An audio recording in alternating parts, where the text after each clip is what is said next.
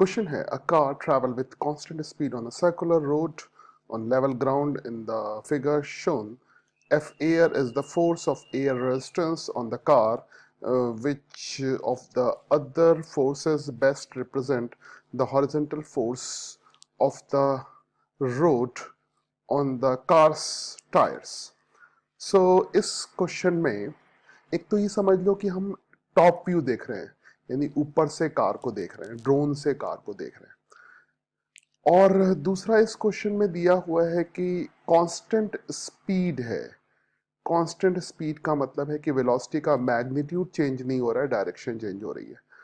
और अगर speed constant है तो नेट टेंजेंशियल फोर्स जीरो होना चाहिए। तो नेट टेंजेंशियल फोर्स को जीरो होने के लिए एक तो क्वेश्चन में कह रहा है कि एयर रेजिस्टेंस लग रहा है जो कि बैकवर्ड डायरेक्शन में लग रहा है।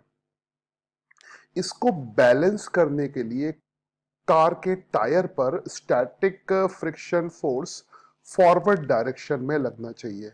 तो एक तो इस पे स्टैटिक फ्रिक्शन फोर्स लग रहा है, that is acting on in forward direction, तभी नेट फोर्स जीरो होगा। तो एक फोर्स ये हो गया फॉरवर्ड डायरेक्शन में, you can say this is static friction force. और क्योंकि कार सर्कुलर मोशन कर रही है, सर्कुलर पाथ पे मूव कर रही है, इसलिए इस पे सेंट्रीपिटल फोर्स भी लगना चाहिए, तो एक सेंट्रीपिटल फोर्स भी लगेगा एंड वो भी स्टैटिक फ्रिक्शन से प्रोवाइड होगा। तो ये सेंट्रीपिटल फोर्स हो गया। तो सेंट्रीपिटल फोर्स और इस वाले स्टैटिक फ्रिक्शन का जो रिजल्टेंट है वो इस डायरेक्शन में आना चाहिए। इसलिए जो करेक्ट आंसर होगा that will be F B direction में, यानी F B is the correct answer. So second option is correct.